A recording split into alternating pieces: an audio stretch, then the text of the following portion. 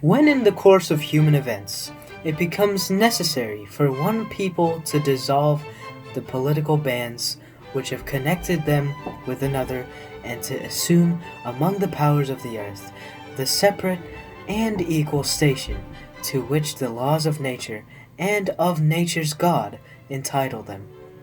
A decent respect to the opinions of mankind requires that they should declare the causes which impel them to the separation.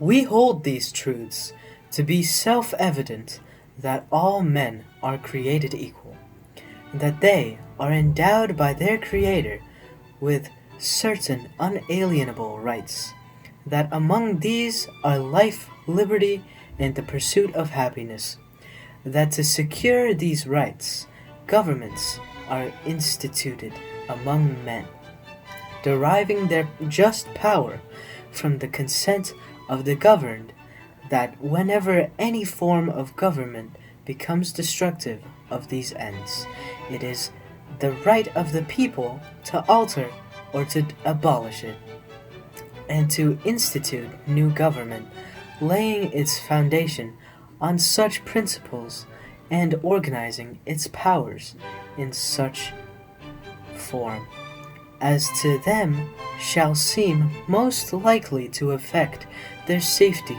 and happiness. Prudence, indeed, will dictate that governments long established should not be changed for light and transient causes, and accordingly all experience hath shown that mankind are more disposed to suffer while evils are sufferable than to right themselves by abolishing the forms to which they are accustomed. But when a long train of abuses and usurpations, pursuing invariably the same object, evinces a design to reduce them under absolute despotism, it is their right, it is their duty to throw off such government and to provide new guards for their future security. Such has been the patient sufferance of these colonies, and such is now the necessity which constrains them to alter their former systems of government. The history of the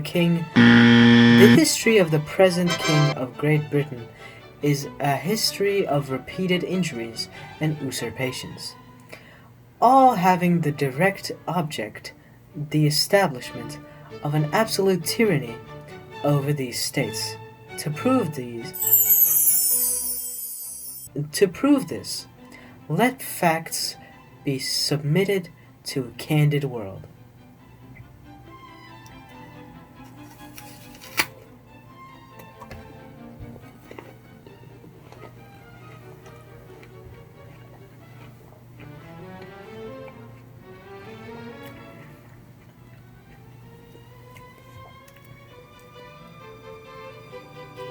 He has refused his assent to laws, the most wholesome and necessary for the public good.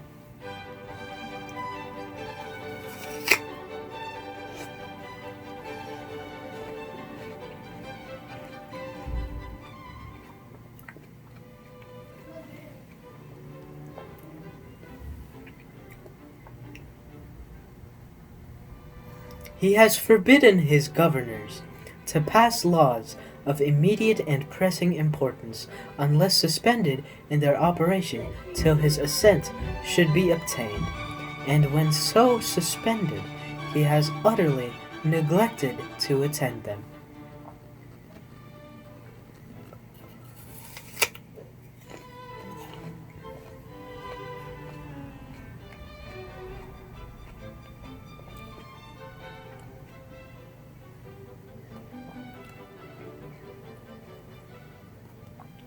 He has refused to pass other laws for the accommodation of large districts of people, unless those people would relinquish the right of representation in the legislature,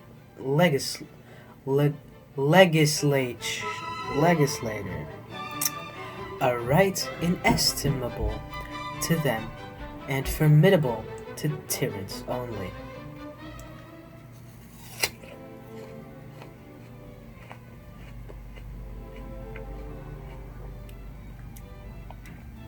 He has called together legislative bodies at places unusual, uncomfortable, and distant from the depository of their public records, for the sole purpose of fatiguing them into compliance with their measures.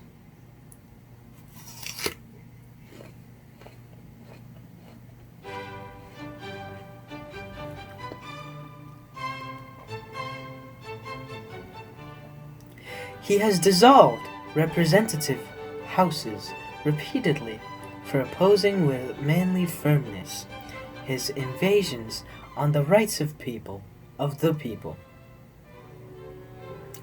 He has refused for a long time, after such dissolution, to cause others to be elected, whereby the legislative powers, incapable of annihilation, have returned to the people at large for their exercise, the state remaining, in the meantime, exposed to all the dangers of invasion from without and convulsions within.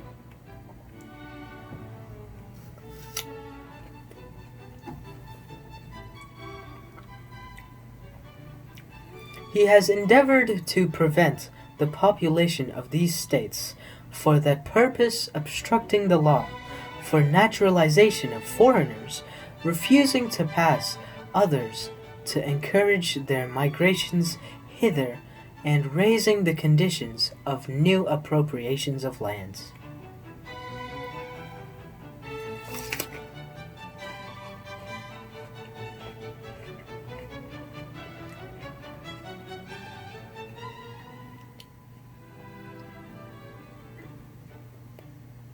He has obstructed the administration of justice by refusing his assent to laws, for establishing judiciary power.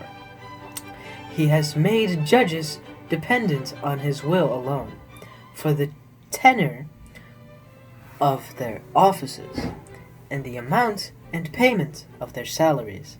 He has erected a multitude of new offices, and sent hither swarms of officers to arrest our people and eat out their substance. He has kept among us, in times of peace, standing armies without the consent of our legislators. He has effected to render the military independent of and superior to the civil power. He has combined with others to subject us to a jurisdiction foreign to our Constitution and unacknowledged by our laws, giving his assent to their acts of pretended legislation, for quartering large bodies of armed troops among us.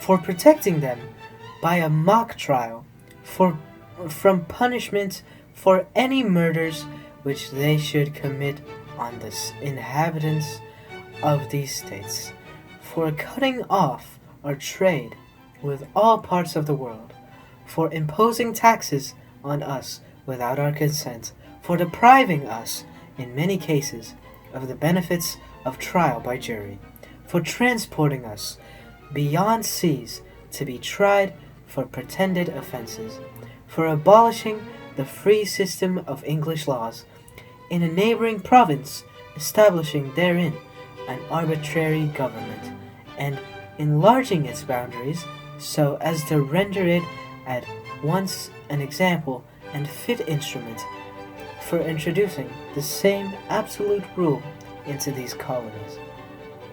For taking away our charters, abolishing our most valuable laws, and altering fundamentally the forms of our governments. For suspending our own legislators and declaring themselves invested with power to legislate for us in all cases whatsoever.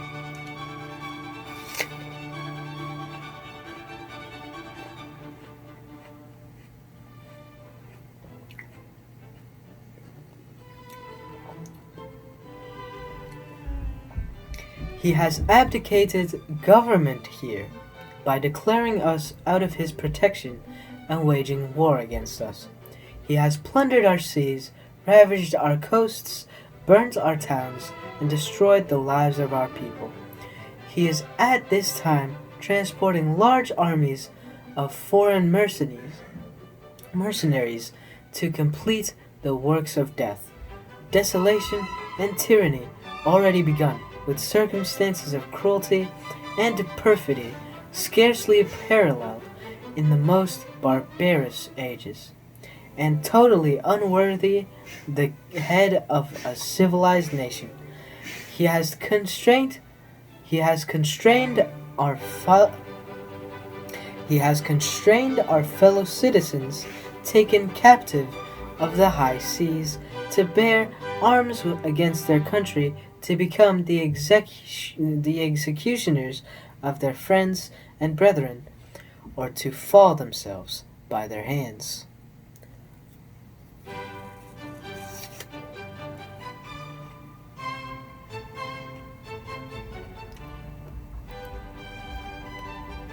He has excited domestic insurrections amongst us, and has endeavored to bring on the inhabitants of our frontiers, the merciless Indian savages, whose known rule of warfare is an undistinguished destruction of all ages, sexes, and conditions.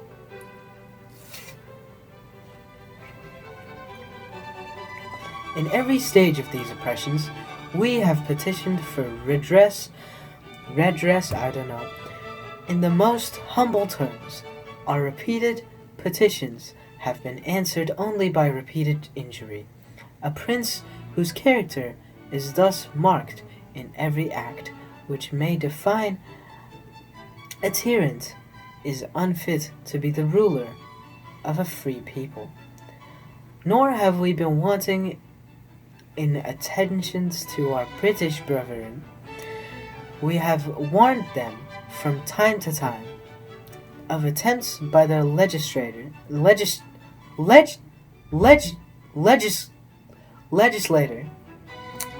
to extend an unwarrantable jurisdiction over us. We have reminded them of the circumstances of our immigration and settlement here. We have appealed to their native justice and magnanimity, and we have conjured them by the ties of our common kindred to disavow these usurpations, which would inevitably interrupt our connections and correspondence. They too have been deaf to the voice of justice and of consanguinity.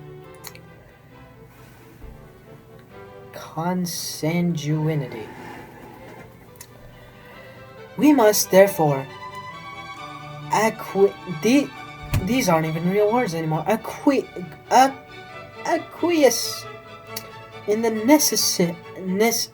necessity which denounces our separation and holds them as we hold the rest of mankind, enemies in war, in peace, friends.